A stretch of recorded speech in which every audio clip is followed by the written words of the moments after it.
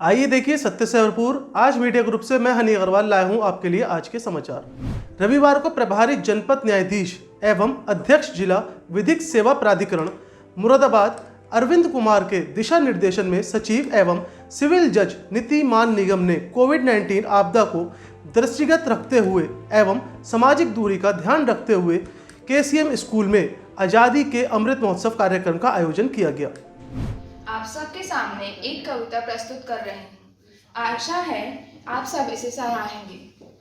हर भारतीय के मन में उत्सव है, हर भारतीय के मन में उत्सव है, क्योंकि यह आज़ादी का अमृत महोत्सव है। अमृत महोत्सव ने ली अंगड़ाई है, यह तो आज़ादी की बधाई है। महोत्सव है यह आज़ादी का, पीता हर भारतवासी घूंट अमृत का। शहीदों ने जान गंवाया, दुश्मनों को पानी पिलाया। मातृभूमि की रक्षा के लिए दिया ईंट का जवाब पत्थर से, देश को मुक्त कराया अंग्रेजों के चंगुल से। सलामी देगा भारत उनको, दिलाई जिन्होंने आज़ादी हमको। जय हिंद, जय भारत, धन्यवाद। KCM school Civil Lines Moradabad में आयोजन शिविर का शुभ आरंभ मां सरस्वती की प्रतिमा पर पुष्पमाला अर्पित कर एवं दीप प्रज्वलित कर दिया गया।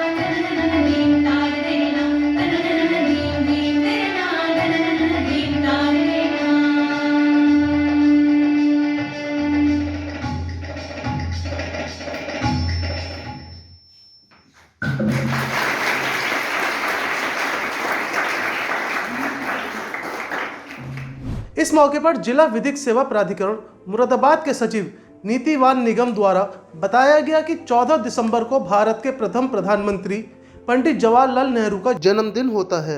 इसे बाल दिवस के रूप में मनाया जाता है। उन्होंने बच्चों को जिला विधिक सेवा प्राधिकरण मुरादाबाद द्वारा किए जा रहे कार्यकल्पों के बारे में और आज़ादी के अमृत महोत्सव का उद्देश्य भी बताया। Thank you so much, ma'am. It's been a privilege to be here. बस अपनी मातृभाषा में पहले बात कर लूँ। मेरा यहाँ मंतव्य आने का दोहरा था। पहले तो कुछ लोगों का खाने का मन कर रहा हो कि अब ये भी बोलेंगे, आ गए इतने लोग तो बोल चुके, अब इनका भी हम सुन लेंगे। ऐसा हो रहा होगा, लेकिन मुझे आके बहुत खुशी हो रही है। तो प्रथमतः मैं मंच पर उपस्थित आदरणीय यहाँ के प्रधानाचार्य महोदय, उनका अभिनंदन और आभार व्यक्त करता हूँ। मंच पर उपस्थित केजीके कॉलेज के शिक्षाविद एवं प्रोफेसर श्री राम शर्मा जी,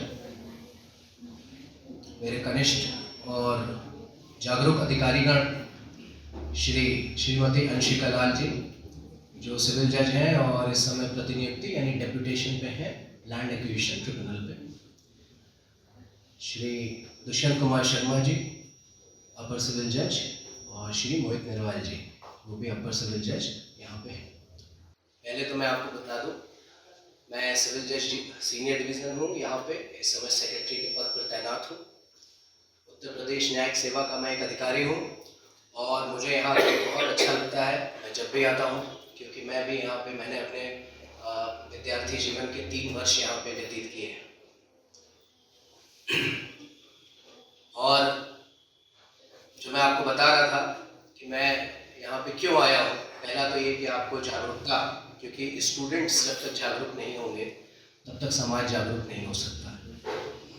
हमारा फोकस और even honourable supreme court, high court का भी फोकस यही है कि स्टूडेंट्स पे ज़्यादा ध्यान दिया जाए। स्कूल स्टूडेंट्स हों, लॉ स्टूडेंट्स हों, वो इसलिए क्योंकि आप ही लोग देश का भविष्य हैं। और स्टूडेंट्स में जितना एंथुजियाज्म होता है, जितना विगर होता है, जितना दूसरों के प्रति उनकी सहायता करने का एक विश्वास, संकल्प होता है, वो शायद धीरे धीरे एज बढ़ने के साथ साथ मंद पड़ता है। ये आप अनुभव करेंगे। तो आप जितनी, आपकी जो जीवन शैली होती है, आप आसपास जो देखते हैं, आप हर चीज़ से सीखना जो है चाहते हैं। आसपास आप देखते हैं, वॉचमैन है, आपने एक ऐड देखा होगा, जो ऐड है बोल रहा हूँ कि वो वॉचमैन भैया की सैलरी नहीं मिली है तो ऑनलाइन ट्रांसफर कर दो। देखिए, वो रियल लाइफ से ही लिया गया है। क्यों? क्योंकि आप लोग एक यूथ है, वो सबके प्रति कंसर्न है। छोटे से छोटा बच्चा हो, रोड साइड पे जो लोग बेचारे बैठे रहते हैं, जिनका कोई नहीं होता है, कई बच्चे उनकी भी मदद करते हैं और आगे बढ़ते हैं। तो इसीलिए आप लोगों को जागरूक करना जरूरी है। देखिए, बातें आपको सब पता है, अभी मेरे साथियों ने बताया, सर ने भी बताया, आज़ादी का अमृत महोत्सव मना रहे हैं, 75 वर्ष हो गए हैं। आज़ादी के 75वां वर्ष चल रहा है और 75th इंडिपेंडेंस डे हम मना चुके हैं। तो हम सबको सब चीज़ें पता है, हम लोग पढ़ भी रहे हैं, लेकिन ज़रूरत क्या है? जागरूक होने की, बार बार जागरूक होने की। जैसे होता नहीं है, घर पे हमारे मम्मी पापा कहते हैं कि भाई सुबह 4 बजे उठो, इतना पढ़ो, ठीक है, मंदिर के आगे थोड़ा सा हाथ जोड़ लो, भगवान को याद करो। लेकिन वो कई बार रोज बोलते हैं। वो क्यों? भाई एक बार बोल के अगर दोबारा ना बोले, हम लोग यही सोचते हैं अरे क्या पापा रोज बोलते हैं ऐसे, लेकिन वो जरूरत है। एक बार बोल के अगर वो चुप हो जाएंगे तो देखिए, मानव स्वभाव है कि हम लोग भूलते हैं, बहुत जल्दी भूलते हैं, है कि नहीं? तभी तो रिवीजन की जरूरत है। आप पढ़ाई में भी देखिए, आप रिवीजन करते हैं, तो ये भी एक रिवीजन है। 75 वर्ष हो गए, उन फ्रीडम फाइटर्स के बलिदान को याद करके, उनसे सीख लेके हम आगे अपना भविष्य कैसे संवारे, इसलिए अमृत महोत्सव है। आई होप कि एनसीईआरटी बुक्स आपके यहाँ चलती हैं। एनसीईआरटी बुक्स में आप पहले पेज पे अगर लेफ्ट साइड पे देखें तो फंडामेंटल ड्यूटीज लिखी है। आर्टिकल 51A आप लोगों ने भी पढ़ा होगा। 51A देखिए, राइट्स बहुत है हमारे पास, फंडामेंटल राइट्स। फंडामेंटल ड्यूटीज केवल 51A है, मौलिक कर्तव्य। वो जरूरी क्यों है? क्योंकि हमारा जो कॉन्स्टिट्यूशन है वो हमें अधिकारों के साथ साथ कर्तव्यों का भी बोध कराता है। कर्तव्य इसलिए तो उसमें भी पहली ड्यूटी आप ये देखेंगे, to cherish the fundamental values of our national struggle. पढ़ा होगा आपने, नेशनल इंटीग्रिटी। उसमें एक ड्यूटी ये भी है कि महिलाओं का भी सम्मान करें, to safeguard the integrity of a women. हमारे कॉन्स्टिट्यूशन में ये दिया हुआ है। और एनसीईआरटी से ही जब हम बच्चे होते हैं, मैंने भी पहली बार तभी ध्यान दिया जब मैं यहाँ पढ़ता था, कक्षा 3 और 4 में यहाँ पे। तब हमें यहाँ पे एक गुरुजन ने हमें बताया कि इसको पढ़िए आप। इस स्कूल ने मुझे बहुत ज्ञान दिया। ये ज़रूर है कि मैं यहाँ 3 ही वर्ष पढ़ पाया, लेकिन उन 3 वर्षों में मैंने बहुत कुछ सीखा।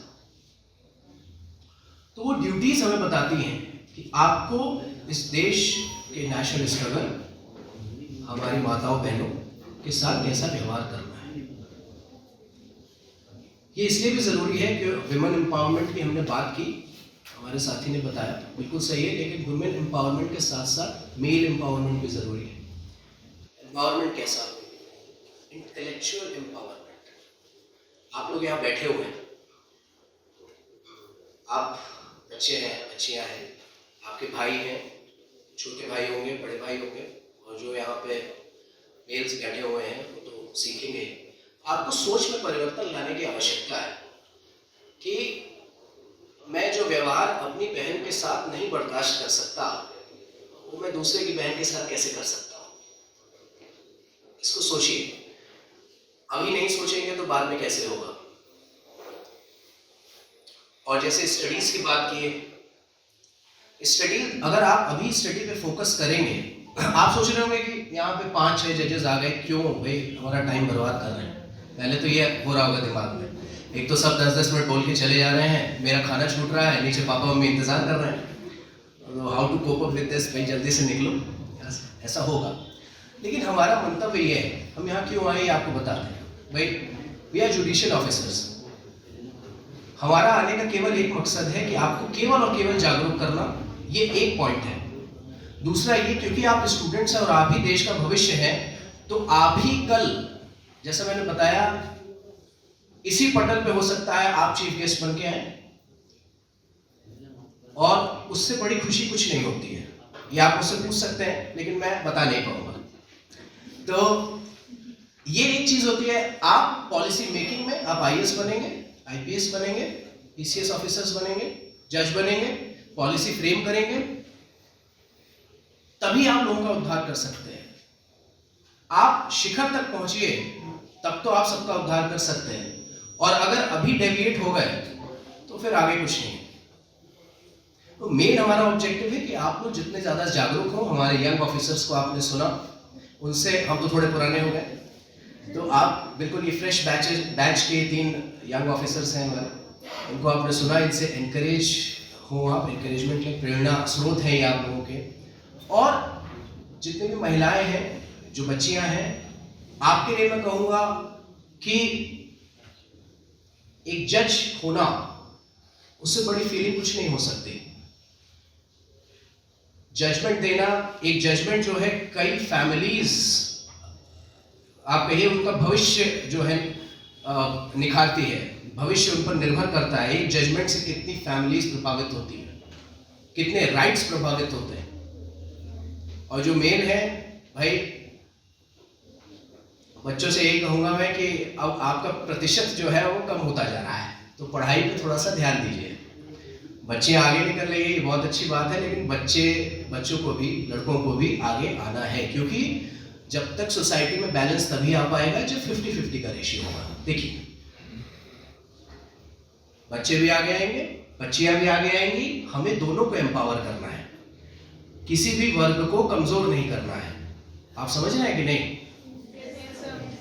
बोरियत हो रही है, किसी को नींद भी आ रही है, ज्यादा समय नहीं लूंगा, बस थोड़ा बहुत है। आपको मैं बस थोड़ा बहुत बस 2 मिनट लूंगा। आप समझिए कि ये जिला विधिक सेवा प्राधिकरण इसलिए है, जैसे आपको अभी सर ने बताया था, जन सुनवाई पोर्टल।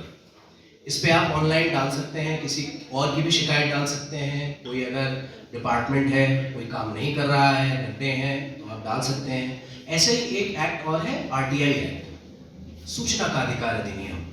उसमें भी आप ऑनलाइन आवेदन कर सकते हैं। अगर किसी बच्चे को कोई, मान लीजिए कोई जो खासकर फर्स्ट ईयर और सेकेंड ईयर के स्टूडेंट्स हैं, जो बस अब कॉलेज जाने के वर्ष पर हैं, वो देख सकते हैं कि भाई अगर उनको कोई डिपार्टमेंट का किसी की भी डिटेल्स चाहिए कि भाई आपके डिपार्टमेंट ने क्या किया, कितने बजट आया, कहाँ बजट उसका एक्सपेंडिचर हुआ, कितना उसका सरेंडर किया, आप सब कुछ मांग सकते हैं। सरकार ने बिल्कुल ट्रांसपेरेंट एक व्यवस्था की है कि आप ऑनलाइन कुछ भी कर सकते हैं घर से बैठे बैठे। इससे आप जो है खुद भी एम्पावर होंगे और दूसरों का भी भला कर सकते हैं। तो जब तक स्टूडेंट्स अपने अधिकारों के प्रति जागरूक नहीं होंगे, तब तक वो दूसरों को कैसे जागरूक करेंगे।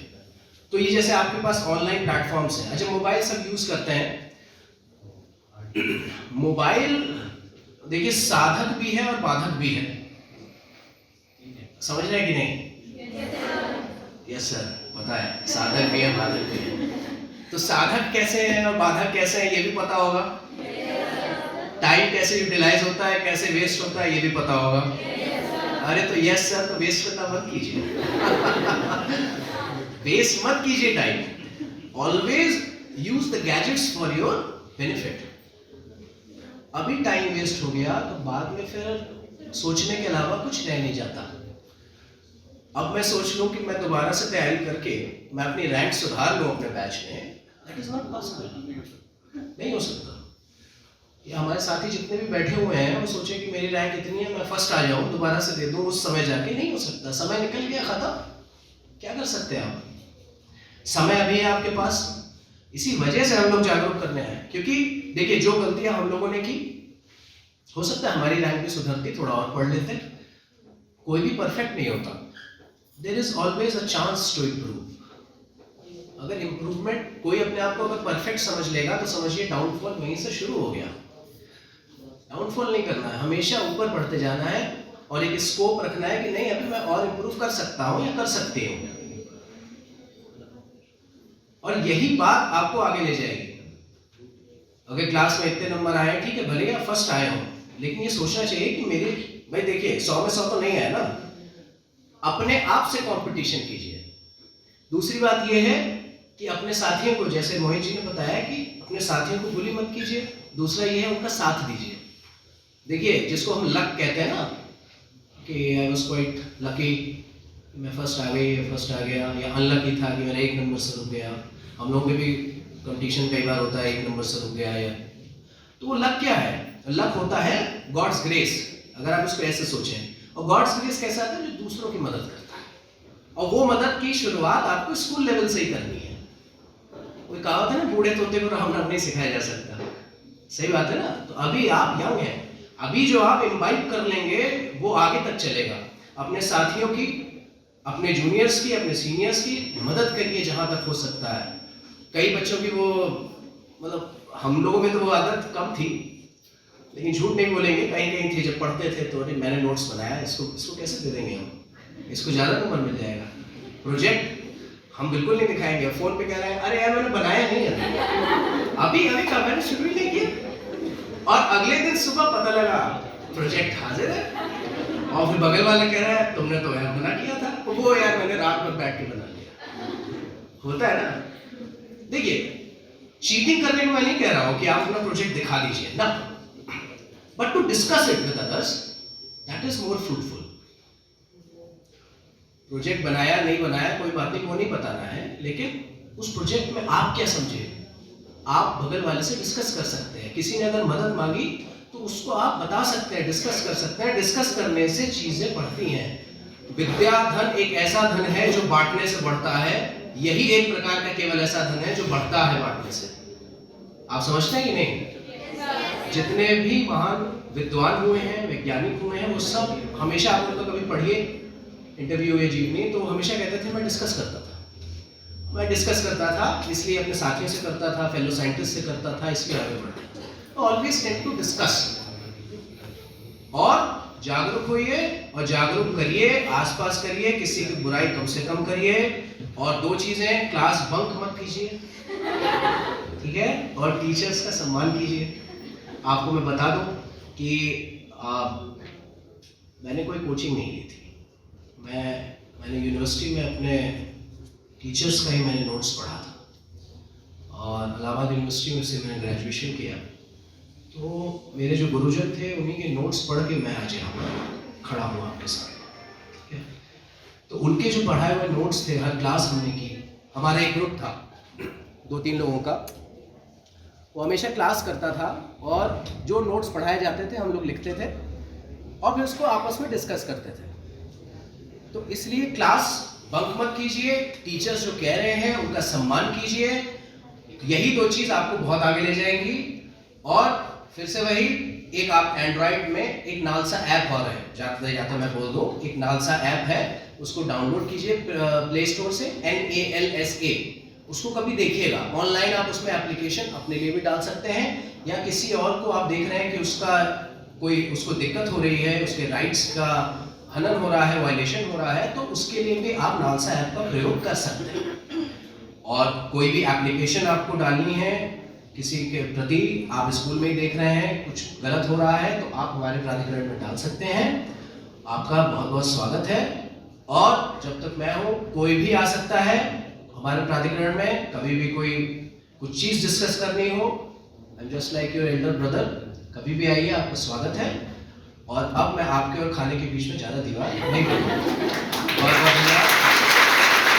कार्यक्रम में श्रीमती अंशिका लाल, रजिस्ट्रार भूमि, अर्जन पुनर्वासन प्राधिकरण मुरादाबाद द्वारा आज़ादी के अमृत महोत्सव का महत्व बताते हुए बाल दिवस के अवसर पर बच्चों को शिक्षा के अधिकारों से जागरूक किया गया।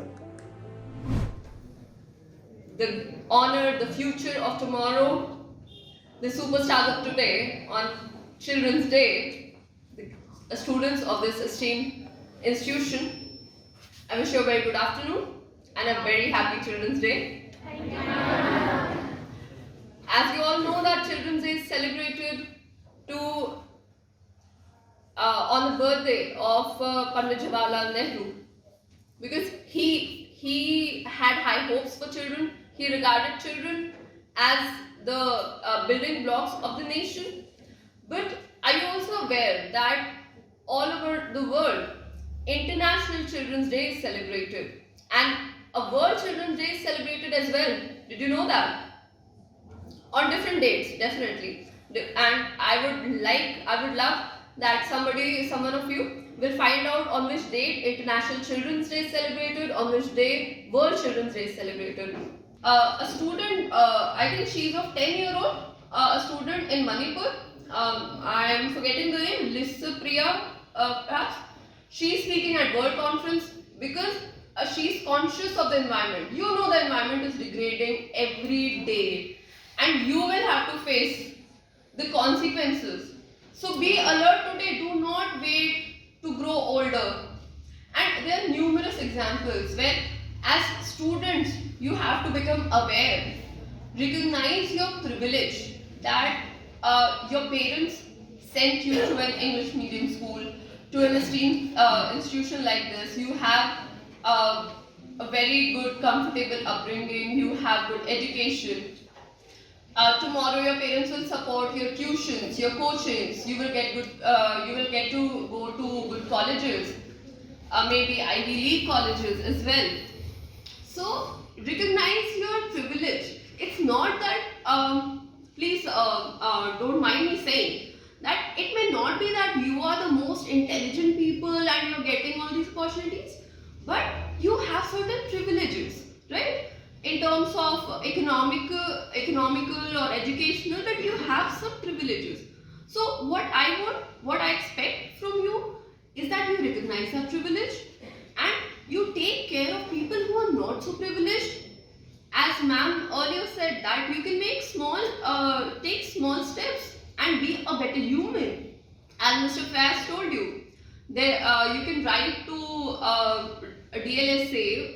As simple as somebody in your maid in your house or your watchman is facing some issues, they're not getting their Aadhaar card or ration card, or their kids are not getting into government schools, they do not have enough money for buying books, you can donate your books to them. After your year finishes, you can write to the concerned authorities. You all practice formal letter writing, right? We give that, write a letter to Nagar Nigam or the DM. So use that knowledge, right? Use that knowledge in real life. That is the real letter you can write to the authorities and help people. I will not take long. I will be remiss if I don't address the female students here. As my batchmates have been telling you, my batch was very lucky that we had 55% female judges in our batch. As we also told you that today in Supreme Court of India, which is the highest court in our country, there are 4 female judges. Great, right? Yes, ma'am. Let me put it in perspective. It has been 75 years since independence. Yes, ma'am. We have a constitution, we have right to equality since forever, since 75 years at least. There are 4 female Supreme Court judges out of 34 sanctioned strength. Out of 34. Let me tell you another thing. Since 75 years of Supreme Court, we have had just 11 female Supreme Court judges. Now, if you put it in perspective of 75 years, do you think that is enough? Do you think that 11 Supreme Court judges are enough? So, my dream for next 20 years is that today the sanctioned strength of Supreme Court is 34. I want all 34 female judges. Does that sound a little weird to you? All 34 female judges? It must, sir, ma'am, it must sound weird, right? All 34 female judges are in Supreme Court. Think, why doesn't it feel weird? Why did not it feel weird when there were all 34 male judges? It should have. It should have felt weird that, oh, only male, there is no representation from 50% of our population. So, we have to correct that, you have to correct that. I apologize. So, what I'm saying is that, okay, I can't really take that long. So, I'm putting the onus on you to improve these numbers. In 75 years, we had 1 female Prime Minister. We had 1 female President. This number is not right. We have to come and you have to believe that you can do anything. You can be in any profession and you can excel. Don't let someone tell you otherwise. And with this, I have to stop my address. Thank you very much. इस मौके पर दुष्यंत कुमार शर्मा अपर civil जज junior division Moradabad द्वारा छात्र छात्राओं के मौलिक अधिकारों एवं कर्तव्यों से जागरूक किया गया और विभिन्न प्रकार की विधिक जानकारी दी गई। आदरणीय नीतिवान निगम सर, सचिव D L S, registrar Lara Shrimati Anshika Lal ma'am, Shri Mohit Nirwal अपर सिविल जज मुरादाबाद, श्री श्रीराम शर्मा, आप प्रोफेसर हैं केजी के कॉलेज से, और यहाँ पर उपस्थित, मंच पर उपस्थित आदरणीय प्रिंसिपल सर, हमारे राष्ट्र के निर्माण में हमारे व्यक्तित्व, हम सभी को यहाँ तक पहुँचाने वाले ऐसे यहाँ उपस्थित सभी शिक्षक एवं शिक्षिकाएं, उनको भी मैं नमन करता हूँ। और समस्त इस विद्यालय के प्रबंधन का स्टाफ, जिन्होंने इस कार्यक्रम को इतना रोचक, इतना महत्वपूर्ण और इतना सफल बनाने में योगदान दिया, उनको, बाकी मेरे प्यारे बच्चों, आप लोगों को देखकर हमें भी वो चीज़ याद आती है जिससे हम कभी गुजरे हैं। मतलब अब बंधा बंधा से महसूस करते हैं, लगता है कि क्यों ना ये, देखो होता यही है कि अभी आप लोग सोचते हो कि जल्दी कहाँ ये पढ़ाई, बोरियत, ये वो, जल्दी से पहुंचे, नौकरी लें, ये तमाम चीजें हों, लेकिन हम भी यही सोचते थे। लेकिन अब नौकरी पाने के बाद लगता है दिन तो वही थे, लंच बॉक्स पे लड़ रहे हैं, है ना, टीचर्स के नाम रख रहे हैं, जैसा हमारे भाई ने बोला, है ना। आप लोगों की कोडिंग होगी, अगर यहाँ ओपन करवाएंगे तो पिट जाओगे, मार खाओगे। तो निश्चित तौर पे सारे टीचर्स की कोडिंग होगी, वो हम भी करते थे, है ना। कलीग्स वगैरह थे, उनका भी रहता था, सबका। और ऐसे एंटिक नेम होते हैं बस। तो खैर, हम लौट कर आते हैं सबसे पहले कि यहाँ हम 75वीं वर्षगांठ जो है हमारी आज़ादी की, उसके उपलक्ष्य में आज़ादी का अमृत महोत्सव मनाने के लिए एकत्रित हुए हैं। उस उपलक्ष्य में हमारे सचिव साहब ने ये चाहा, क्योंकि उल्लेखनीय है कि हमारे सचिव साहब भी यहीं से पढ़े हुए हैं, कि क्यों ना KCM को चुना जाए और वहाँ पर एक कार्यक्रम आयोजित किया जाए। बहुत विस्तृतता से इस टॉपिक पर हमारे सचिव साहब बताएंगे, हमारे आदरणीय सर बताएंगे, लेकिन मैं इतना कह सकता हूँ कि हम आज़ाद हुए, आज़ाद होने के बाद 75 साल हो गए, उसके उपलक्ष्य में आज़ादी का जो अमृत महोत्सव मनाया जा रहा है और उसमें DLSA को भी इन्वॉल्व होना पड़ा है। उसका रीज़न यही है कि जो जागरूकता से जो अधिकार हैं, आप कॉन्स्टिट्यूशन पढ़ोगे, संविधान पढ़ोगे, तो संविधान में आपके मौलिक अधिकार हैं, कर्तव्य हैं, ड्यूटीज़ हैं, उन सब के बारे में होता क्या है कि वो एक सक्षम व्यक्ति तक पहुंच पाते हैं। आप देखोगे दूर दराज में स्थित जो गांव, गरीब किसान, वो बेचारा उससे वंचित रह जाता है। जब वो वंचित होता है, और कहीं ना योजनाएं बहुत आती हैं, गवर्नमेंट कोई भी हो, हम स्पेसिफिक किसी गवर्नमेंट को लेकर बात नहीं कर रहे, जब कभी भी कोई गवर्नमेंट आती है तो बहुत अच्छी अच्छी पॉलिसीज बनती हैं, लेकिन उनका फायदा कौन उठा जाता है? जो सक्षम है। गांव लेवल पे अगर जाएं, देखो कॉन्सेप्ट ही यही है गवर्नमेंट का कि अंत्योदय का कॉन्सेप्ट होता है कि एक पंक्ति में अंत में जो खड़ा व्यक्ति है उसको भी उस योजना का लाभ मिलना चाहिए, लेकिन ऐसा हो नहीं पाता। जो सक्षम लोग होते हैं वो अपने लोगों को ही करवा देते हैं। राशन कार्ड जैसी समस्या, जैसे फैज भाई ने बताया, राशन कार्ड की समस्या हो, कोई न्याय प्राप्त करना हो, किसी योजना में मकान, आवास, ये तमाम चीजें जब होती हैं तो आप देखोगे जो सक्षम लोग हैं, जो बाहर जा रहे हैं, अधिकारियों से रेट पैक कर सकते हैं, है ना, प्रधान के चाहते हैं, उन सब का हो जाता है। बाकी बेचारा गरीब किसान जो है वो वैसा तो वैसा ही रह जाता है। तो हमें अवेयर होना पड़ेगा, और ये अवेयरनेस के लिए कहीं ना कहीं ये शिविर लगाए जाते हैं। जो DLSA है हमारी, वो शिविर लगाती है, लोगों को कैंपेन करती है कि लोग जागरूक हों, उनके अधिकार क्या है, कैसे अधिकार लिए जा सकते हैं। इन तमाम चीजों को लेकर हमारी DLSA आगे बढ़ रही है। दूसरी बात, एग्जीक्यूटिव का क्या रहता है, सब समझते हैं, वो चीजें जो है उतना नहीं कर पाते। अब आप लोगों की धारणा, वही पहले भी वक्ताओं ने कहा है कि वही जुडिशरी और जजेस हैं, वहाँ कोर्ट में जाएंगे, जैसा कि सर ने बोला, कोई काम पड़ेगा, लड़ाई झगड़ा होगा, कोई डिस्प्यूट होगा, तभी कोर्ट जा सकते हैं। लेकिन DLSA, इसके बारे में बताया जा चुका है कि ये हमारे जो अधिकार है उनसे यदि कोई वंचित हो रहा है तो वो बताने का काम करती है, और उनका अगर हनन हो रहा है तो वो राइट आपको दिलवाने का काम करती है। अब हम बहुत कुछ वुमेन एम्पावरमेंट पे हमारे भाई ने बहुत बोला।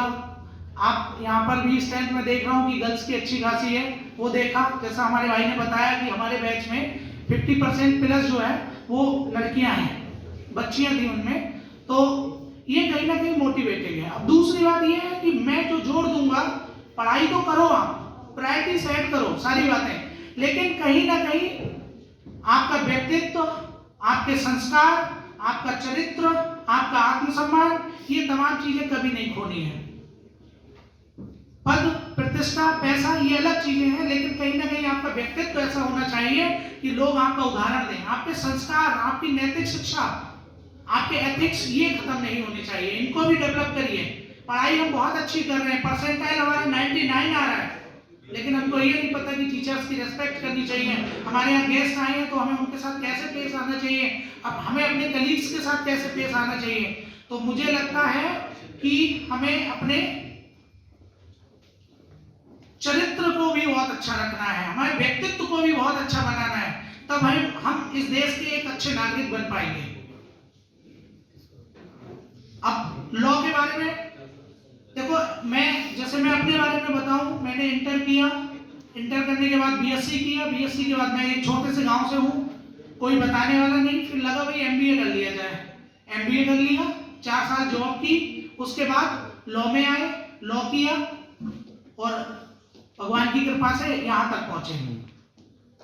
कुछ भी डिसाइड नहीं था। ये चीज मैं इसलिए बता रहा हूं कि कुछ भी असंभव नहीं है। और एक चीज पे मैं जोर दूंगा, जो भी संसाधन हो, देखो सबकी परिस्थितियां विपरीत हो सकती हैं, एक समान नहीं होंगी बच्चों। कोई बहुत रिच होगा, कोई गरीब होगा, कोई शहर से होगा, कोई गांव से होगा, किसी के माता पिता बहुत अच्छे क्वालिफाइड होंगे, किसी के नहीं होंगे, लेकिन वो आपको यहाँ भेज रहे हैं। वो चाहते हैं, हर माँ बाप अपने बच्चे में वो प्रतिबिंब देखता है जो वो नहीं कर पाया। वो चाहते हैं, वो आपसे इतनी उम्मीद करते हैं कि आप बहुत अच्छी पोस्ट पर पहुंचे, बहुत अच्छे इंसान बने। तो मैं तो कहता हूं, पोस्ट पे तो आप निश्चित तौर पे पहुंच जाएंगे, पहले एक अच्छे इंसान बनने की दिशा में कदम बढ़ाइए। और ये सब जो होगा वो होगा आपके अपने व्यक्तित्व से। आपका व्यक्तित्व ऐसा हो कि लोग बोले उनका बच्चा है, उनकी बच्ची है। दूसरी चीज, जहां आपको पहुंचना है निश्चित तौर पे आप पहुंचोगे, लेकिन बहानेबाजी मत लाओ। जैसे मुझे टहलना होता है, अच्छा आज इस बार तो गांव चले जाएंगे, 2 दिन की छुट्टी है, सोमवार से टहलना शुरू करेंगे। होता होगा तुम लोगों के साथ भी ऐसा। कुछ भी अच्छा करने से पहले ठीक है, मंडे से शुरू करेंगे, टाइम टेबल तो है ना, अब 2 दिन की छुट्टी, फिर डिस्टर्बेंस हो जाएगा और ये सारी चीजें हैं। ऐसा कर रहे हैं कि अब मंडे से एकदम टाइट 4 बजे उठ ही जाएंगे, टाइम टेबल के अकॉर्डिंग पढ़ेंगे। ये मंडे होता है कभी? नहीं होता। दूसरी बात, बहानेबाजी बहुत चाहिए हम लोगों को। यदि ऐसा होता तो ऐसा कर लेते हैं, है ना। एक कहावत पढ़ते होगे, नौमन तेल होगा ना राधा नाचेगी। नौमन तेल के बिना भी राधा को नचाओ। कहने का मतलब ये है कि जिस परिस्थितियों में हो उनमें रास्ता निकालो, बहानेबाजी नहीं। कोई भी कहीं भी पहुंच सकता है और हम लोग, आप लोगों में वो देख रहे हैं। मैं बस ये कहना चाहूंगा कि आप लोग बहुत अच्छी जगह जाएं, उज्जवल भविष्य की आपकी कामना करता हूं और बहुत अच्छे इंस्टीट्यूशन के आप साथ जुड़े हुए हैं। मेरे बच्चे भी, मैंने अपने बच्चों का एडमिशन यहीं कराया है, फर्स्ट में हुआ है, बेटा बेटी ट्विंस हैं। तो मैं आया फर्स्ट टाइम, यहीं प्रिंसिपल सर से मिला, तो मिलने के बाद सर से मैं प्रभावित हुआ, स्कूल देखा, मैंने कहा मैं और कहीं नहीं जा रहा, और भी बहुत सारे विद्यालय हैं, मैंने कहा नहीं यहीं, और यहीं एडमिशन करा दिया। आप लोग भी बहुत अच्छे इंस्टीट्यूशन में जुड़े हुए हैं, बहुत सर का मान बढ़ाइए, अपने स्कूल का मान बढ़ाइए, माता पिता का मान बढ़ाइए और बहुत अच्छी जगह पहुंचिए। और बहानेबाजी बिल्कुल भी किसी चीज में, जिन परिस्थितियों में हो, चाहे अनुकूल हो या प्रतिकूल हो, आपको जो मोटिव आपने बना लिया, जो लक्ष्य है, उसको क्रिएट करो और अच्छे इंसान जरूर बनो। 2 लाइनें कहना चाहूंगा, फिर अपनी वाणी को विराम दूंगा। कहते हैं ना, मेरा जोर जो है वो एक ही बात पे है कि बहानेबाजी नहीं होनी चाहिए, परिस्थितियों पे नहीं होना चाहिए।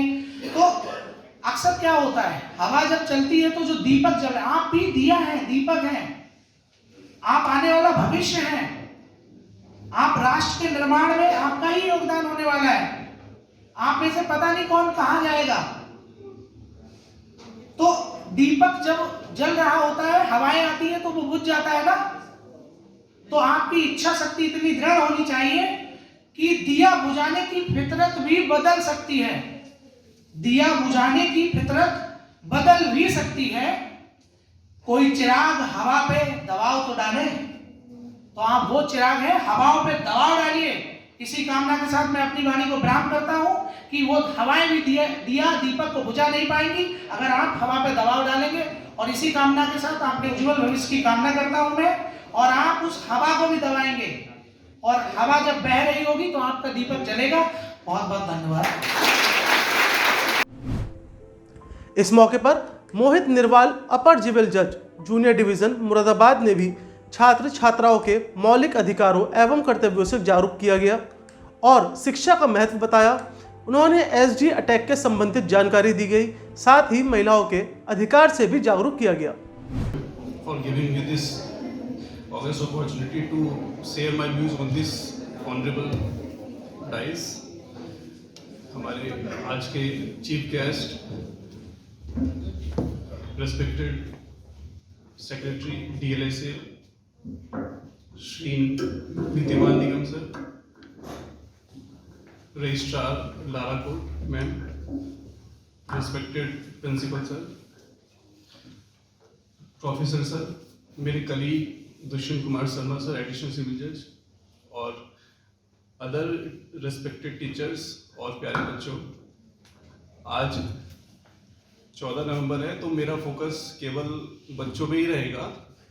दूसरी बात, मैं लीगल फील्ड से भी आता हूँ तो मेरा ये भी कोशिश रहेगी कि आपको कुछ ऐसी चीज़ें जो आपके लिए ज़रूरी हैं वो आपको बताई जाए। देखिए, यहाँ जो बच्चे बैठे हैं अभी शायद +2 वाले भी बच्चे होंगे, +1 वाले भी बच्चे होंगे, जो एक ऐसे स्टेज पे आके खड़े हो जाते हैं जहाँ वो ये नहीं समझ पाते कि हम आगे क्या करें। सबके साथ हम भी जब पढ़ते थे हमारे साथ भी ये प्रॉब्लम थी। मुझे याद है जब मेरा +2 हुआ तो मैं IIT के लिए गया था, बट अनफॉर्चुनेटली मेरा सिलेक्शन नहीं हो पाया। तो मैं बड़ा डिसपॉइंट हो गया कि यार अब तो मतलब दुनिया से ख़त्म हो गई, अब क्या करना चाहिए। बट फैमिली सपोर्ट रहा, कुछ मेरे दोस्त थे, कुछ अच्छे दोस्त थे, उन्होंने गाइड किया कि आप लीगल फील्ड में भी जा सकते हैं, आपका इंटरेस्ट भी शो होता है। तो फिर मैं यूपी जुडिशरी की तरफ आ गया था और fortunately with the God grace I am here in the.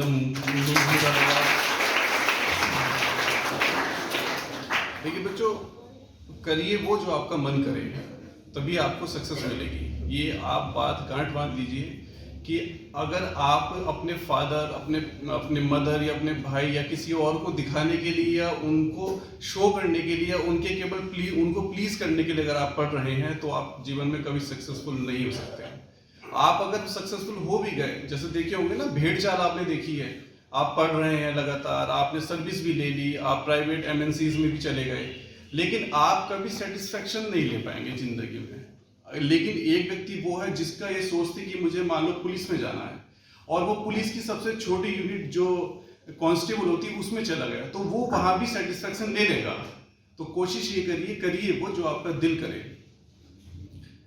मैं अभी आप लोग हमारी जुडिशियल इंस्टीट्यूशन से इतने परिचित नहीं होंगे, बस माइंड में वही आता होगा कि अदालतें चल रही हैं, एक्यूज्ड हैं और वकील साहिबान वहाँ बहस कर रहे हैं। आप लोगों का कभी मुझे नहीं लगता कि जजेस से इतना पर्सनल इंटरेक्शन हुआ हो। तो हम भी बहुत पोलाइट होते हैं, केवल डाइस पे बैठ के हम इतने स्ट्रिक्ट नहीं होते हैं। हम लोगों में भी एक बच्चा भी कह सकते हैं, एक इंटेलेक्चुअल भी कह सकते हैं, एक हम्बल व्यक्ति भी कह सकते हैं जो रहता है। बट हमारी नेचर ऑफ सर्विस ऐसा है कि हम लोगों को ऐसा होना पड़ जाता है। ठीक है। दूसरी बात मैं आपसे बताना चाहूँगा बच्चों कि देखिए, कैरियर ओरिएंटेशन जो +2 के बच्चों के सबसे सामने आता है कि वो ये समझ नहीं पाते कि वो क्या करें। अब जैसे एक बच्चा है जो करने को कुछ और चाह रहा था, लेकिन फैमिली प्रेशर में या फिर मान लो उसको अपॉर्चुनिटी नहीं मिल पाई, वो कर कुछ और गया, तो वो नहीं कर पाएगा। मैंने जहाँ तक पढ़ा है, लिखा है या जितने मेरे एक्सपीरियंस रहे हैं, वो नहीं कर पाएगा। तो कोशिश वो करिए, जुडिशरी में आइए, one of the most prominent institution in the history of services ये जुडिशरी है। IAS बनिए, सिविल सर्विसेज में जाइए, पुलिस में जाइए, कहीं भी आप प्रोफेसर बनिए। सबसे प्योरेस्ट, सबसे जो होली प्रोफेशन माना जाता है जो टीचर्स का होता है वो बनिए। बट कोशिश ये करिए कि करिए वो जो आपका दिल करे। दूसरा, मैं लीगल फ्रेम में, यहाँ ये बच्चियाँ बैठी हुई हैं, पीछे बच्चे बैठे हैं, मैं बच्चियों पे ज़्यादा फोकस करना चाहूँगा। अभी क्या होता है कि जब किसी बच्ची के साथ सेक्सुअल अब्यूज होता है, सेक्सुअल असॉल्ट होता है, अब वो बेचारी आ रही है रास्ते में, कुछ बच्चे उसको बुली करते हैं, उसको परेशान करते हैं, ईव टीजिंग करते हैं, वो कुछ नहीं कहती, बेचारी चुपचाप अपने कॉलेज आ जाती है। उसको ना अपने अंदर रोकिए मत, अपने टीचर से बताइए। टीचर्स कुछ नहीं कर पा रही हैं, अपने पेरेंट्स से बताइए। पेरेंट्स कुछ नहीं कर पा रहे हैं तो पुलिस में जाइए। पुलिस कुछ नहीं कर पा रही है तो आप जजेस के पास सीधे भी जा सकते हैं। कोर्ट अब स्यू मोटो कॉग्निजेंस भी लेने लगे हैं। not even on high court level or supreme court level, we also taking here suo motu cause. यदि आप हमारे पास आएंगे तो हम एक प्रॉपर चैनल में आपको गाइड करेंगे या फिर डायरेक्ट करेंगे पुलिस ऑफिसर्स को कि आप इस बच्चे की एक एप्लीकेशन जो है वो FIR लॉन्च कीजिए, फिर हमारे सामने आप लेके आइए, तो definitely it will work. Okay, लेकिन अगर आप उसको रोक के अपने मन में रख लेंगे तो कहीं ना कहीं आपके माइंड पे इतना प्रेशर बन जाएगा कि आप ना तो पढ़ाई कर पाएंगे, पढ़ाई में यदि करेंगे तो आपको लगेगा यार मैं मुझे फिर छुट्टी के बाद फिर से जाना है, वो बच्चे फिर से वहाँ खड़े होंगे, फिर मैं कैसे कर पाऊंगी। ठीक है, आपने मूवी देखी होगी छपाक, एक महिला जिसके जो इतनी मतलब सुंदर थी, उसके एक बदमाश लड़के ने उसके फेस पे एसिड डाल के उसकी जिंदगी तबाह कर दी। चाहती तो वो क्या करती, वो चुपचाप घर में बैठ जाती, लेकिन वो लड़ी, और वो इतना लड़ी कि आज उसकी वजह से एक एसिड जो एक्ट है उसके द्वारा हम इतने सेंसिटिव तरीके से उन केसेस को सुनते हैं। दूसरी बात, एक वुमेन एम्पावरमेंट में बताना चाहूँगा कि आपको जानकर हर्ष होगा कि हमारा जो बैच था ये 2018 बैच यूपी जुडिशल सर्विसेज का, उसमें 55% जो गर्ल्स हैं उनका सिलेक्शन हुआ है, जिसमें मैम भी आज ऑनरेबल सुप्रीम कोर्ट में हिस्ट्री में पहली बार है कि 4 लेडी जजेस वहां बैठी हुई हैं। अब ये न्यूज़पेपर, जो सर ने बताया कि न्यूज़पेपर पढ़ना क्यों इंपॉर्टेंट हो जाता है, आप देखिए कि इस भारत राष्ट्र के सबसे बड़ी कोर्ट में 4 महिला जज का होना कितनी बड़ी अपने आप में बात है। हिमा कोहली मैम है, इंदु मल्होत्रा मैम है, इस तरह से 2 जजेस और हैं। तो कोशिश करिए कि आप भी उसी सेट ऑफ माइंड के साथ जाइए वुमेन एम्पावरमेंट को। आपको किसी से डरने की जरूरत नहीं है, आपके लिए प्रॉपर एक चैनल बना हुआ है आपको प्रोटेक्ट करने। ठीक है, कभी कभी ऐसी चीजें हो जाती हैं, हमारे पास भी गलत केसेस आते हैं, केवल अपनी पर्सनली रंजिश निकालने के लिए गलत तरीके से केस फ्रेम करके डाले जाते हैं, बट वो हम लोग रिकॉग्नाइज कर लेते हैं कि कौन रियल है कौन एक्चुअल है। तो आप डरिए मत किसी से भी, अपनी पढ़ाई जारी रखिए, अच्छी पढ़ाई जारी रखिए, ताकि आप भी मैम की तरह या जो और यहाँ पे लेडी जो आपकी जो टीचर्स हो सकती है उनकी तरह आप बने। ठीक है, दूसरा मैं लास्ट अपनी एक बात बता के आपको मैं कंक्लूड करने की कोशिश करूंगा कि देखिए बच्चों, ऐसा होता है कि जब हम अपने स्कूल में पढ़ रहे होते हैं ना, तो बहुत सा पहली बात तो ये जो डिस्क्रिमिनेशन बच्चे आपस में ही कर लेते हैं कि इस बच्चे का रंग सांवला है, ये बच्चा थोड़ा मोटा है, इसके बाल ठीक नहीं है, हम उसको बुली करते हैं, है ना, करते हैं ना।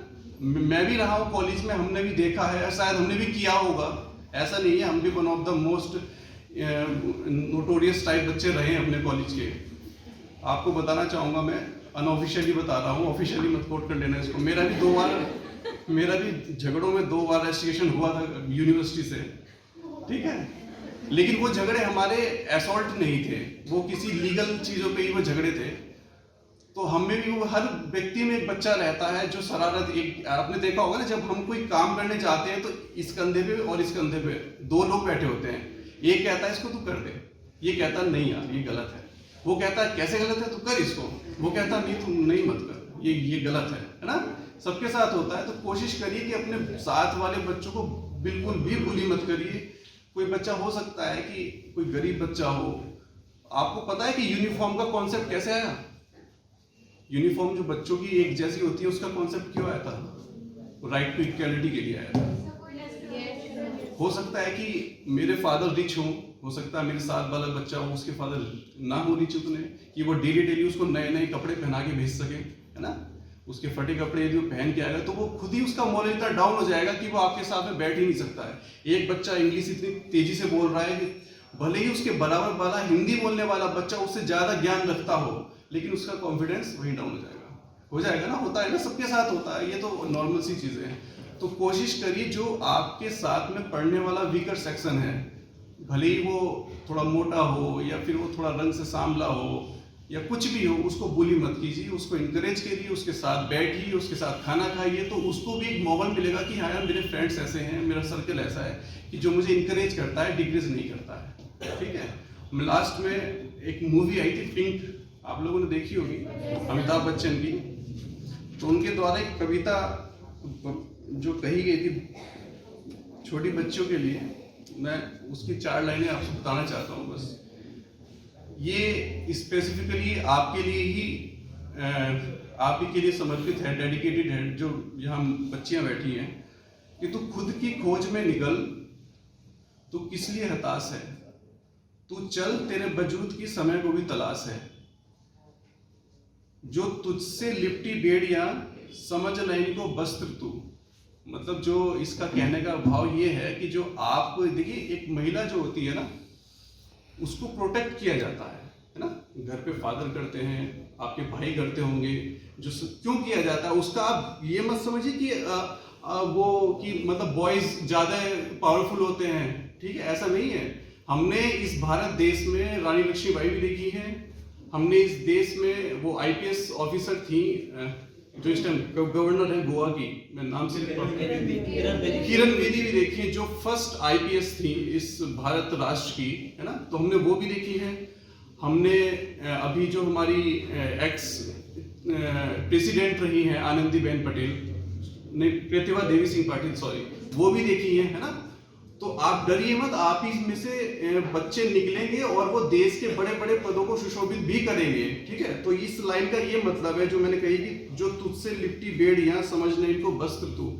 मतलब यदि आपको प्रोटेक्ट करके रखा जाता है, घर पे फादर रखते हैं, बाहर निकलते हो वो कहते हैं बेटा गलत लोगों से मत पड़ जाना, क्योंकि जो एक लेडी की जो अस्मिता होती है ना, जो एक लेडी की जो रेस्पेक्ट होती है, वो सबसे बड़ी होती है उसके लिए, मुझे जहां तक लगता है। जो सेल्फ रेस्पेक्ट जो बच्ची होगी ना, किसी लड़के ने उसके साथ बदतमीजी की होगी, वो उसकी ट्रैप में कभी नहीं फंस सकती है। ये भी बात आप ध्यान रखिए। जो सेल्फ रेस्पेक्टफुल होगी वो समझ जाएगी कि हाँ ये लड़का मेरे लिए गलत इंटेंशन रखता है, या ये आदमी मेरे लिए गलत इंटेंशन रखता है, मुझे इसके पास या इसके आसपास भी नहीं भटकना, और यदि ये कुछ एक्शन करेगा तो मैं इसके खिलाफ कंप्लेन करूंगी। तो इसका ये मतलब है कि जो तुझसे लिपटी बेड़ियां यहाँ है कि बंधन, आपके भाई का से रिश्ता, वो बंधन है। एक महिला शादी होके जाती है तो वहां दूसरे वाले परिवार का एक बंधन उसके साथ जुड़ जाता है। तो इनको आप समझना, इनको वस्त्र दो। इनको आप ये मत समझिए कि आप रोज पहन के इसको निकाल के फेंक सकते हैं कि मेरा भाई होगा तो मुझे क्या मतलब है, मेरे फादर है तो मुझे मतलब। देखिए उनकी भी एक डिग्निटी है ना। जैसे बॉयज हैं, यदि वो कोई गलत काम करते हैं तो उनके फादर की कितनी बदनामी होती है कि यार उनका बच्चा तो बेकार हो गया। ऐसी आपके मैटर में है, यदि आपको गलत काम करेंगे तो आपके भी फादर को बोला जाएगा। तो इनको आप वस्त्र की तरह मत लीजिए कि मैं निकाल के फेंक दिया, छोड़ दिया। इनको आप प्रोटेक्ट कीजिए कि हाँ मैं किसी चीजों से बाउंड हूँ, तो कुछ रीजन है। देखिए हमारे देश में या फिर किसी भी सभ्यता में जब कुछ ट्रेडिशन बनाए जाते हैं ना, जैसे आपने देखा होगा कि पानी की पूजा क्यों की जाती है। हिंदू मिथोलॉजी के अकॉर्डिंग हम लोग 32 करोड़ देवी देवताओं की पूजा करते हैं। 32 करोड़ देवी देवता होते थोड़ी हैं, हो ही नहीं सकते। हम पानी की पूजा क्यों करते हैं बताइए, कोई बच्चा अगर बताना चाहे तो। थोड़ा मैं लंबा निकल रहा हूँ बट मैं 5 मिनट में कंक्लूड कर दूंगा, सॉरी मैम। पानी की पूजा इसलिए की जाती है, जब सभ्यता बसती है तो वो पानी के बराबर में बसती है। कोई भी आप सभ्यता दुनिया की उठा के देखिए, हड़प्पा सभ्यता देख लीजिए, जितने भी आपको बड़े और पुराने शहर मिलेंगे वो कहाँ मिलेंगे, पानी के बराबर में मिलेंगे। क्यों? क्योंकि पानी एक ऐसी चीज है जो सबसे बेसिक रिक्वायरमेंट होती है किसी भी आदमी के लिए। तो पानी की पूजा क्यों की गई? इसलिए की गई कि जब हमने मान लो पानी खराब करना शुरू कर दिया तो पानी खत्म हो जाएगा। ये लिमिटेड सोर्स है, ये तो खत्म होना ही है एक दिन। तो जो उस सोसाइटी के जो इंटेलेक्चुअल लोग थे उन्होंने कहा यार हम किस चीज से डर सकते हैं, हम डरते हैं ईश्वर से। जैसे आपने भी देखा होगा कि यदि कोई मंदिर है उसके आसपास हम गलत काम नहीं करते हैं, है ना कूड़ा फेंकते हैं उसके आसपास, या कोई मस्जिद है उसके आसपास हम कूड़ा नहीं फेंकते हैं। तो हम ईश्वर के नाम पे थोड़ा डर जाते हैं, है ना। तो इसलिए पानी को इसलिए क्या कहा गया है कि ये ईश्वर को बना दो, इसका दर्जा ईश्वर के अकॉर्डिंग के लेवल का बना दो, तो पानी को कोई गंदा नहीं करेगा, है ना। तो ये सब कॉन्सेप्ट है। तो जो ट्रेडिशन मेरा इस बताने का आपसे ये था कि जो हमारे पूर्वजों ने जो ट्रेडिशन या फिर जो हमारे व्यूज बनाए हुए हैं वो गलत नहीं है। वो लोग बहुत इंटेलेक्चुअल रहे होंगे तभी उन्होंने इतनी बढ़िया चीजें बताई हैं। आपको पता है कि हमारी IPC कब बनी थी? 1862, जहां तक मैं राइट हूँ, 1862 में हमारी बनी थी और आज तक वही चल रही है। क्यों? तो इंटेलेक्चुअल लोग थे ना जिन्होंने बनाई है, 150 साल बाद भी हम उसको बदल नहीं पा रहे हैं। तो ऐसा नहीं कि कोई ऐसे ही बैठ के उसने बनाना शुरू कर दिया होगा, ठीक है। तो बस 2 लाइन हो रहे हैं कि ये बेड़ियां पिघाल के बना ले इनको शस्त्र तू, बना ले इसको शस्त्र तू। ये था। Thank you so much. इस अवसर पर विधि प्रवक्ता केजीके कॉलेज मुरादाबाद राम शर्मा वरिष्ठ अधिवक्ता द्वारा बच्चों के मौलिक अधिकारों से जागरूक करते हुए उन्हें जन सुनवाई ऐप डाउनलोड करने के लिए प्रेरित किया और इससे होने वाले लाभों के बारे में भी जागरूक किया गया। आदरणीय मंच और शिक्षकगण तथा प्यारे बच्चों, आप सभी जानते हैं कि बाल दिवस आज 14 नवंबर को हम सब मिलकर मना रहे हैं।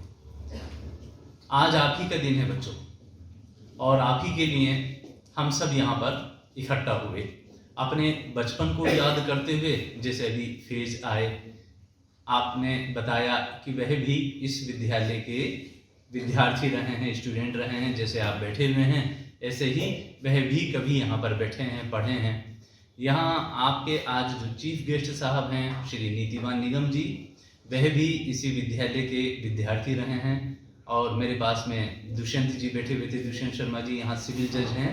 उनके जो बच्चे हैं बेटा वो भी आप ही के साथी हैं, वह भी इसी विद्यालय में पढ़ रहे हैं।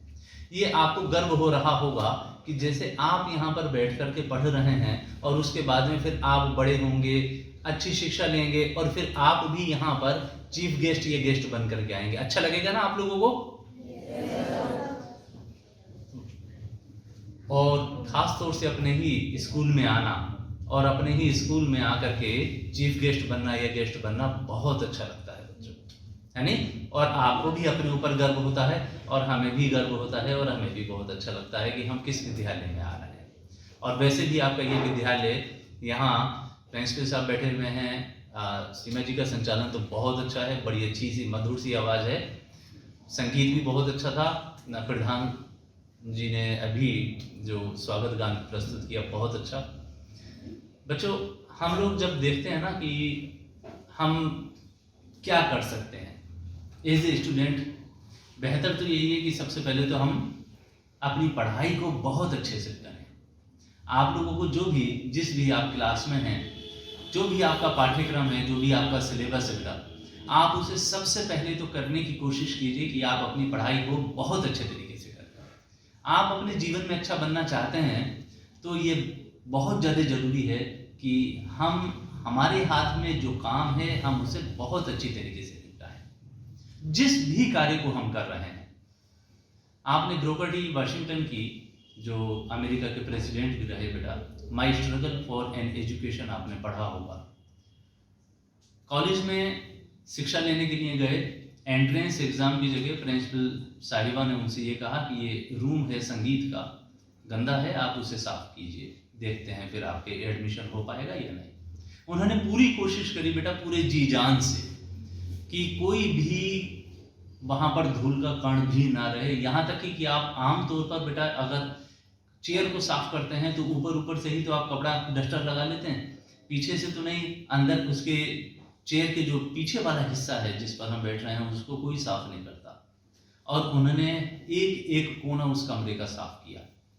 प्रिंसिपल साहिबा आई और उन्होंने देखा कि बच्चे ने क्या किया, ये तो पूरा साफ किया है और बहुत मन से किया है। उन्होंने तुरंत उनको एडमिशन दे दिया। कहने का तात्पर्य यही है कि जो काम हमारे हाथ में है हम उसे द बेस्ट तरीके से करें, परफेक्शन के साथ करें और इस तरह से करें उसे कि अगर आपकी जगह वहां कोई और व्यक्ति आ जाए तो वो उससे अच्छा ना कर सके। आपका डायमेंशन इतना वाइड होना चाहिए और आप इतने मन से, इतनी गंभीरता से और बारीकी से उस कार्य को करें, परफेक्शन के साथ करें, तो आपको खुद भी बेटा सेटिस्फेक्शन मिलेगा। बहुत सारी चीजें आपके लिए होती हैं करने के लिए, बहुत सारे सपने होते हैं, लेकिन उन सभी सपनों की शुरुआत आपके अपने उस कार्य से होती है जो कार्य आपके अपने हाथ में है, यानी आपकी शिक्षा, आपकी एजुकेशन। आप कहेंगे कि आप भी आकर के वही पढ़ने पढ़ाने की बात करने लगे। बेटा मेरा भी प्रोफेशन यही है। मैं केजी के डिग्री कॉलेज में लॉ डिपार्टमेंट में बीते 23 सालों से पढ़ा रहा हूँ। बहुत सारे एडवोकेट, मैं समझता हूँ कम से कम मुरादाबाद में 2,500-3 हज़ार एडवोकेट मेरे पढ़ाए हुए हैं। जजिस बहुत सारे हैं बेटा, सरकारी वकील बहुत सारे हैं। और मुरादाबाद के आसपास ऐसा कोई भी लॉ कॉलेज नहीं है जहाँ पर पढ़ाने वाले कोई ना कोई मेरे पढ़ाए हुए स्टूडेंट ना हो। सभी से मेरा कहना यही रहता है, आमतौर पर हम जब जुडिशरी की तैयारी करते हैं बेटा या IPO की तैयारी करते हैं तो हमें फिर से वही जो हमने LLB में पढ़ा होता है वही सारी चीज़ें हमें दोबारा से पढ़नी होती हैं। तो मैं बच्चों से हमेशा यही कहता हूँ कि अगर आप शुरू से चलेंगे तो चाहे GST की ही चीज़ क्यों ना हो, सामान्य ज्ञान की बेटा, आप जिन्हें जूलॉजी आप पढ़ते हैं, बॉटनी आप पढ़ते हैं, यानी साइंस, ओवरऑल आप केमिस्ट्री फिजिक्स पढ़ते हैं, हिंदी पढ़ते हैं, ये सारी चीज़ें बेटा आपके GS में फिर आपको देखने को मिलेंगी।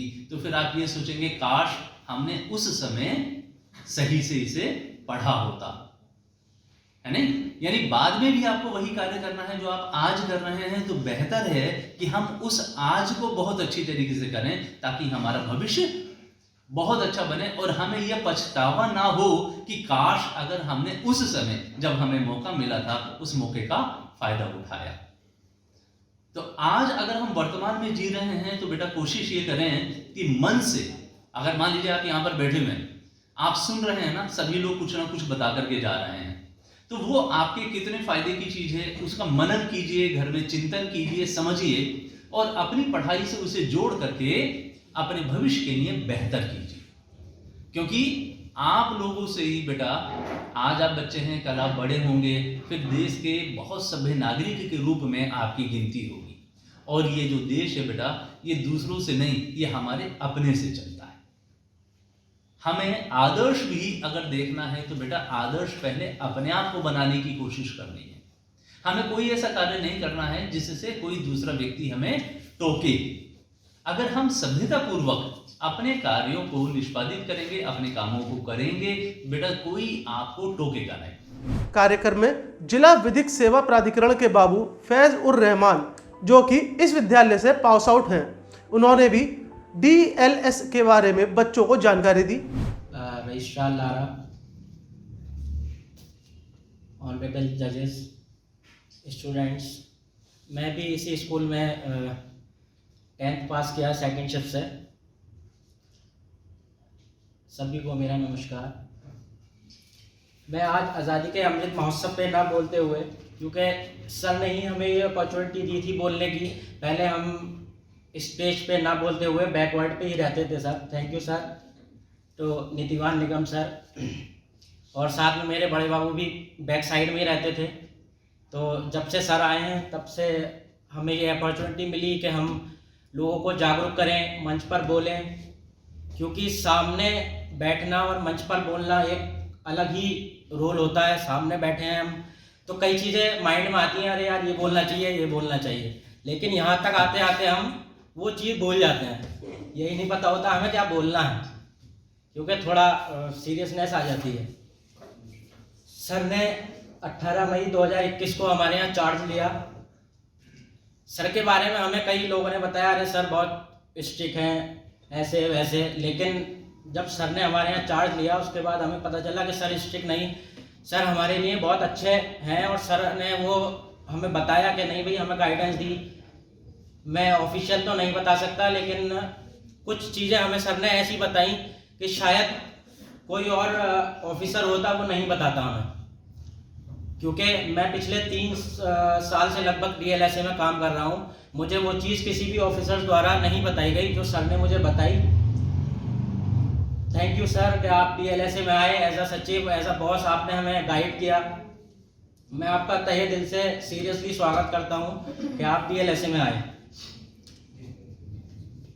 इसी के साथ हम आज़ादी का अमृत महोत्सव मना रहे हैं। शायद आप पढ़ पा रहे होंगे, राष्ट्रीय विधिक सेवा प्राधिकरण एक लिखा है, उत्तर प्रदेश राज्य विधिक सेवा प्राधिकरण, एक तीसरी लाइन है जिला विधिक सेवा प्राधिकरण। कोई समझ पा रहा है कि ये क्या लिखा है और हम आज़ादी का अमृत महोत्सव क्यों मना रहे हैं? शायद कोई बता पाए। कुछ भी 3-4 लाइन में से नहीं। ये हम इसलिए मना रहे हैं कि जो कि बैकवर्ड पीपल्स हैं, यानी कि poverty line, below poverty line, वो लोग आगे उठ सकें, उन्हें एक फाइनेंशियल हेल्प दी जाए गवर्नमेंट की तरफ से, ताकि वो अपने आप को सूटेबल कोई अच्छा एक अपना सराउंडिंग एरिया बना सकें। अब उनको आज सराउंडिंग एरिया बनाने के लिए एक ऑनरेबल प्रेसिडेंट ऑफ इंडिया द्वारा, honourable chief justice of India द्वारा इसका 2 अक्टूबर को इनॉग्रेशन किया गया, जो कि 14 नवंबर, जो कि आज है, आज लास्ट डे है इसका। एक हमें गोल दिया गया, एम दिया गया कि आप टिल लास्ट पर्सन आप वहाँ तक जाएंगे और उसे उसके अधिकार एवं योजनाओं के बारे में उसको बताएंगे। तो हमने प्रयास किया हर बंदे तक जाने का, और सब द्वारा एप्लीकेशन भी ली गई, जो कि हमारा विभाग जो है एक ऑल इन वन पैकेज है। जैसे आपने देखा होगा मोबाइल में ये सब कुछ है, इसमें डाटा इतना है, ऑल इन वन है। ऐसे ही हमारा विभाग जिला विधिक सेवा प्राधिकरण ऑल इन वन पैकेज है, जो कि आप किसी भी विभाग, पुलिस हो, कलेक्ट्रेट हो, डीएम सर का ऑफिस हो, एसएसपी सर का ऑफिस हो, किसी के यहाँ आपकी कोई सुनवाई नहीं होती है, आप हमारे यहाँ आए, जिला विधिक सेवा प्राधिकरण, मैं वहाँ क्लर्क हूँ, मैं सर के सामने पुट करूँगा एप्लीकेशन, और सर, हमारे सर वाकई इतने अच्छे हैं कि शायद उसी दिन एप्लीकेशन पे डिस्पोजल उसी दिन कर देते हैं। ऐसा नहीं है कि आप कल आए परसों आए, और कई लोगों के काम हुए भी हैं। तो जिला विधिक सेवा प्राधिकरण का मेन एम यही है कि लास्ट जो बंदा है उस तक वो हेल्प पहुँचे। इस आज़ादी का अमृत महोत्सव का एक जो मैंने सोचा है अपनी तरफ से, ये है कि हम अपनी कंट्री को डेवलप कैसे बनाएं। वो भी एक तरीके से इसी में पूरा होता है। जब हमारी कंट्री डेवलपिंग से डेवलप कंट्रीज में आएगी, तो जो हम चीज़ इंपोर्ट करते हैं आज, वो एक्सपोर्ट करेंगे। जैसे कि बहुत चीज़ें हम मिसाइल्स वगैरह, गन्स या यूएसए से हम इंपोर्ट करते हैं, तो उसमें काफ़ी पैसा खर्च होता है, क्योंकि इंपोर्ट ड्यूटी, जाहिर सी बात है, कोई हमें कोई चीज़ देगा तो प्रॉफिट तो लेगा ही, कोई भी कंट्री हो। अगर हमारे लोग शिक्षित होंगे, पढ़े लिखे होंगे और वो सक्षम होंगे, तो जाहिर सी बात है वो एक अच्छा एटमॉस्फेयर बनाने की कोशिश करेंगे। तो उस एटमॉस्फेयर को बनाने के लिए सरकार द्वारा विभिन्न योजनाएं चलाई जा रही हैं, जो कि आप फाइनेंशियली हेल्प भी करती हैं। किसी के पास मान लीजिए मकान नहीं है, सरकार मकान के लिए पैसा देती है, या कोई बच्चे स्कूल में, अच्छे स्कूल में नहीं पढ़ पा रहे हैं, तो सरकार उनको एड देती है कि इतना परसेंटेज हम देंगे, बाकी आप करें। बहुत सारी योजना, विभिन्न योजनाएं हैं जो कि इस सरकार द्वारा चलाई जा रही हैं, और आगे भी हमारा यही एम रहेगा कि इस विधिक साक्षरता शिविर के माध्यम से हम इस लास्ट जो पीपल है हमारी कंट्री के विलेजर्स हैं, क्योंकि विलेजेस में आपने देखा होगा, गाँवों में आप ये डिसाइड नहीं कर पाएंगे कि कौन गरीब है कौन अमीर। उसने दराती उठाई और चल दिए कंधे पे गमछा डाल के। सिटी में तो एक स्टैंडर्ड होता है, अगर वो घर से नीचे भी आएगा तो देख के आएगा शीशे में कि मैं यार ठीक लग रहा हूँ, नहीं, नीचे आएगा तब मिलेगा किसी से। गाँव में ऐसा कुछ नहीं होता, क्योंकि मेरा एक सिटी में भी घर है, गाँव में भी है। गाँवों में मेन यही रहता है कि उठाया, गंदे संदे कपड़े पहने और चल दिए। आप ये गैस नहीं कर सकते कि उसके पास कितनी ज़मीन है। वो हो सकता है मजदूर भी हो सकता है 100 बीघे का जोता भी हो। जोता मतलब ये होता है कि 100 बीघे ज़मीन है उसके पास, तो वो अकेला तो नहीं कर सकता, मजदूरों से ही कराता है। तो यहाँ पे कुछ लोग हो सकता है स्टूडेंट कुछ गांव के हो। मेरा उनसे कहने का उद्देश्य यही है कि हम अलग अलग कैंपों में गए, वहाँ एक समस्या बहुत आती है कि राशन कार्ड में नाम नहीं चढ़ पाता है। तो उसका मेन यही है कि गाँवों में लोग जो हैं पता तो लग नहीं पाता, कोई गया सरकारी विभाग से, उसने अपना नाम बता दिया, तो अब जब उसकी ड्रेस से ये लग ही नहीं पा रहा है कि ये बंदा एप्लीकेबल है या नहीं है, कि उसने सोचा ये हो गया, तो उसकी वजह से हमारी जो परसेंटेज है, एक पोर्टल पे परसेंटेज होती है 40 या 50%, उसके बाद वो पोर्टल ऑटोमेटिकली बंद हो जाता है। तो अब जिनके नाम चढ़ गए, हो सकता है मे बी उसमें वो अच्छे लोग भी हों, तो अच्छे लोगों के जब नाम चढ़ गए, फाइनेंशियली जो ठीक थे, जो अब उनके नाम रह गए जो फाइनेंशियली ठीक नहीं थे, तो उन लोगों का नाम, अब उनकी शिकायत आती है। कई बार मैं सर के साथ कैंप में गया, सर ने भी कई एप्लीकेशन दी, उसे आगे फॉरवर्ड भी किया कि भाई ऐसे ऐसे लोगों के जिनके इतने खराब घर हैं, कैसे नाम रह गए। तो यही सर के सामने भी एक समस्या बहुत बड़ी आई कि सर उनके लोगों के नाम रह गए, उनकी शिकायत करते हैं तो प्रधान जी ऐसे करते हैं। तो मेरा एक यही रिक्वेस्ट है आप लोगों से जो ग्रामीण में रहते हैं कि ऐसा कोई भी अगर बंदा हो तो आप उसे समझाएं, ताकि जो जिसके लिए योजना कैपेबल हो, जो जिसके लिए योजना चलाई जा रही है उसे लाभ मिल सके, ताकि हमारा देश डेवलपिंग कंट्रीज से डेवलप में आने में इसमें भी बहुत बड़ा रोल है। जब हमारे देश के लोग सक्षम होंगे और पढ़े लिखे होंगे तभी हमारा देश एक आगे बढ़ सकता है। फॉर एग्जाम्पल इस वक्त honourable chief minister of UP जो हैं श्री आदित्य योगीनाथ जी हैं, हम सभी जानते हैं। अच्छा, हम सभी लोग ऐसा है कि एक मेंटेलिटी होती है कि हर आदमी एक पावरफुल और अच्छे आदमी से कांटेक्ट रखना चाहता है, चाहे XYZ कोई भी हो, मैं भी क्यों ना हूँ। तो जब हम एक सक्षम आदमी से कांटेक्ट अपना रखना चाहते हैं, ऐसी हमारी कंट्री एक सक्षम आदमी से कांटेक्ट रखना चाहेगी। अगर हम जब सक्षम होंगे तो लोग हमसे कांटेक्ट रखेंगे, यानी कि हमसे मतलब हमारी सरकार से, प्राइम मिनिस्टर से। जब वो कांटेक्ट रखेंगे हमारी जो GDP है वो ऑटोमेटिकली इंक्रीज होगी। हम इंपोर्ट नहीं फिर एक्सपोर्ट करेंगे, जो कि हमारी GDP के लिए काफ़ी अच्छा साबित होगा। इसी के साथ मैं अपनी वाणी को विराम देता हूँ। Thank you. कार्यक्रम के अंत में KCM स्कूल के प्रधानाचार्य SK सिंह ने भी अतिथियों का आभार प्रकट किया। As we all know that today we will have all assembled here to celebrate आजादी का Amrit Mahotsav. So here we have called our distinguished chief guest, Shri नितिवान निगम सचिव जिला विद्युत सेवा प्राधिकरण Moradabad,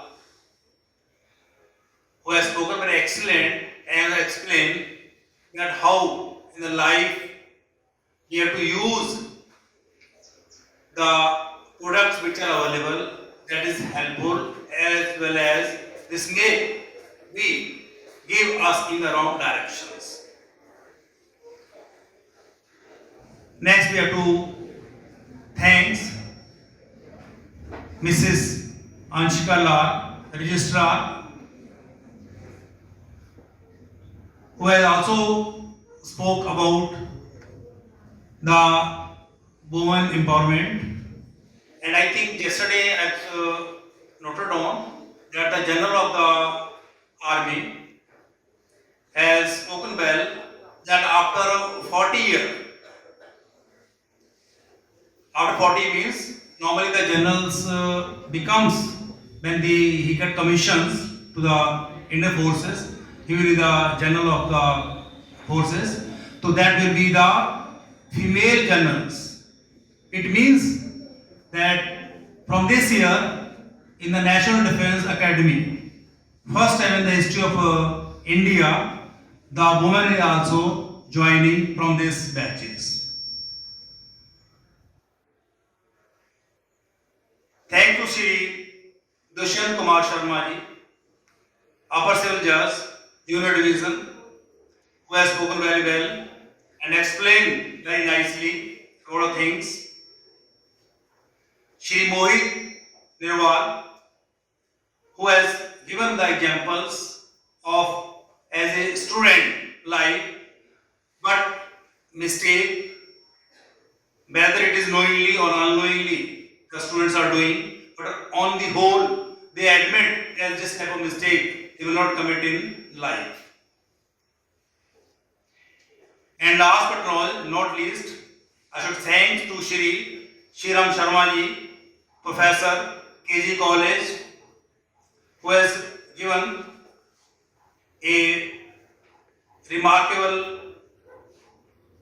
things regarding how we have to achieve the target in our life and how the humanitarians can do better in the lives. So at last, I should thanks to all those who have spent their precious time and explain the vision of life. Thank you very much. कार्यक्रम का संचालन श्रीमती सीमा शर्मा, अध्यापिका KCM school Moradabad द्वारा गया। इस मौके पर नीतिवान निगम सचिव जिला विधिक सेवा प्राधिकरण मुरादाबाद श्रीमती अंशिका लाल, रजिस्ट्रार भूमि अर्जुन पुनर्वासन प्राधिकरण मुरादाबाद दुष्यंत शर्मा, अपर सिविल जज मुरादाबाद मोहित निर्वाल, अपर सिविल जज मुरादाबाद वरिष्ठ अधिवक्ता राम वर्मा, विधि प्रोफेसर, स्कूल के प्रधानाचार्य सुरेंद्र सिंह, अध्यापिका श्रीमती सीमा सक्सेना, वरिष्ठ लिपिक शिव कुमार सक्सेना, लिपिक फैज़ उर रहमान शमशी एवं स्कूल की अन्य अध्यापक अध्यापिकाओं के अलावा स्कूल के छात्र छात्राएं सम्मिलित हुए। फिलहाल इस खबर में बस इतना ही। शहर और राज्य की हर बड़ी और छोटी खबर देखने के लिए बने रहिए आज मीडिया ग्रुप के साथ। धन्यवाद।